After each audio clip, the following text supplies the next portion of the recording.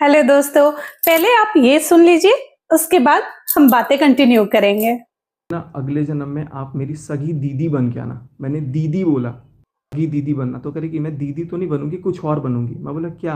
तो कह रही मैं बीबी बनूंगी। सुना ना आपने?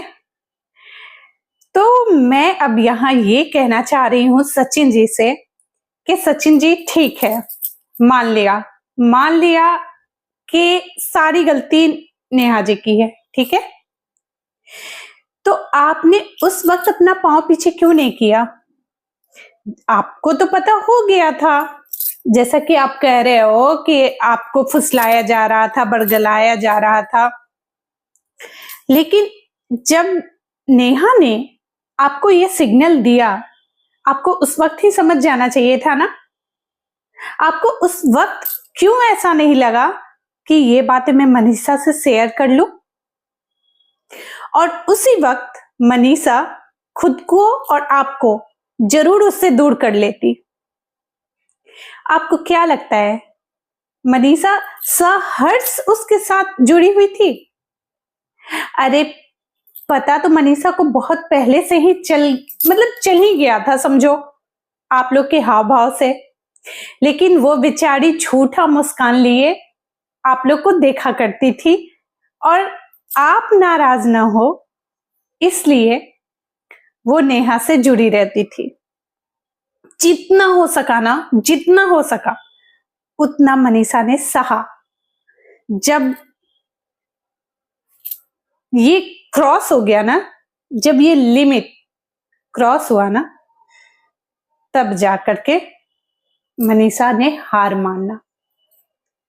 फिर भी वो आपसे बगावत नहीं की, क्योंकि वो आपसे बेइंतहा प्यार करती थी, करती है भी और करेगी भी। आप तो डर के बीच में ये भी बोल देते हो कि शायद मेरा अब मनीषा से भी नहीं सुधर सकता, पर इतना होने के बाद भी वो डट के सीधे सीधे जवाब देती है नेहा को कि अगर तुम जो ये सोच रही हो कि मैं अपने पति को इसमें घसीटूं ताकि मैं ये सब करके अपने पति से दूर हो जाऊं, तो सुन लो कि ये सब नहीं होगा। तो आप क्यों नहीं अड़ते हो? क्यों नहीं मजबूती से, जैसे मनीषा पूरे हिम्मत से एकदम सबके सामने अड़ जाती है कि हाँ मैं नहीं छोड़ूंगी अपने पति को, आप अभी भी स्टैंड क्यों नहीं ले रहे हो? आप ऐसा कैसे कह सकते हो कि आपने इसी वीडियो में आगे ये तक कह दिया कि अगर अगर माता रानी ने मतलब इस बात को, हमारे टॉपिक को सुना है, तो मैं उनसे कहता हूं कि अगर मैं झूठ बोल रहा हूं तो मुझे औलाद ना मिले। इसका फैसला आप कैसे कर सकते हो? जिस औलाद के लिए मनीषा इतने दिनों तक, खैर इस टॉपिक पे बात करना ही बेकार है। पहले पहले तो आप मनीषा को ही समझो, औलाद की बातें तो बाद में करेंगे। पहले आप मनीषा को ही समझ लो, उसके प्यार को ही समझ लो, और किसी एक पे थोपना छोड़ दो। ये मान लो कि गलती आपकी भी थी। आप चाहते तो उसी वक्त नेहा से अपना रिश्ता तोड़ करके अलग हो जाते, ये सोच के कि अगर मैं बहकता हूं तो मेरी फैमिली कितना रोएगी, कितना दुखी होगी।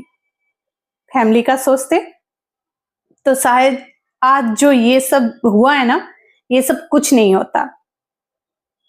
और एक तरफ आप ये भी कहते हो कि मैं नेहा के प्यार में पड़ गया। ऐसा कैसा प्यार जी? ऐसा कैसा प्यार? अगर आपने सच में नेहा से भी प्यार कर लिया था, मान लेते हैं थोड़ी देर के लिए कि आपको प्यार हो गया था, तो फिर जिस इंसान से आपको प्यार हो गया, आप उससे भी पीछा छुड़ा लेते, ऐसे ही, ऐसे बदनाम नहीं करते उसको, वो भी सोशल मीडिया पे।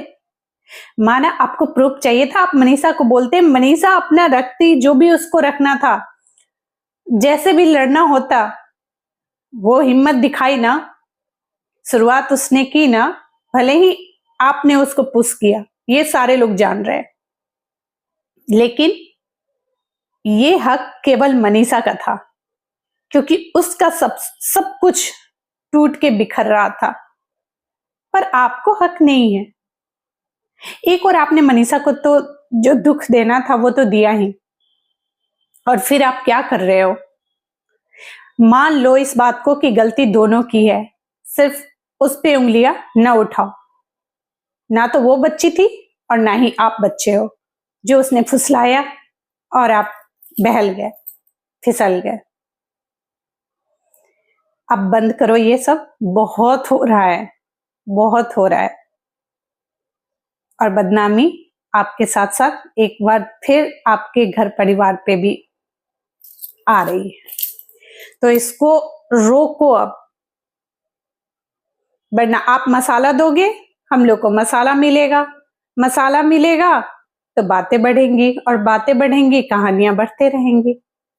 सोच लो करना क्या है आपको। बाकी गाइस, आप लोग से यही कहना है कि आप लोग सपोर्ट कीजिए और मेरे साथ जुड़े रहिए। बिल्कुल व्यूज नहीं आता, खुद सपोर्ट कीजिए, लाइक दीजिए और कमेंट दीजिए। राधे राधे, अपना ख्याल रखिए।